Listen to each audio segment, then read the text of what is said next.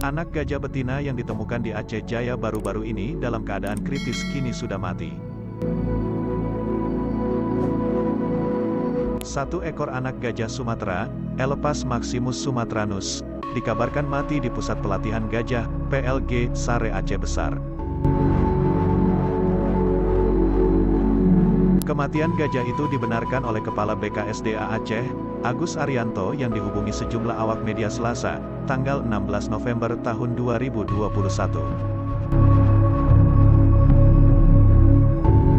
Menurutnya, anak gajah itu mati saat dalam masa perawatan oleh tim dokter dari BKSDA Aceh setelah ditemukan dalam kondisi menggenaskan di Kabupaten Aceh Jaya.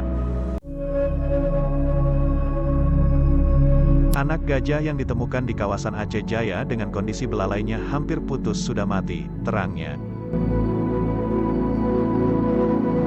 Menurutnya, tim dokter sendiri sudah berupaya secara maksimal untuk menyelamatkan gajah itu yang beberapa hari lalu ditemukan terjerat perangkat babi. Kenapa kamu begini? Agus menambahkan, saat dibawa untuk mendapatkan perawatan di PLG Sare Aceh Besar, kondisi belalai gajah itu sendiri sudah mati dan tidak berfungsi lagi. Penemuan anak gajah itu sendiri berdasarkan informasi dari masyarakat.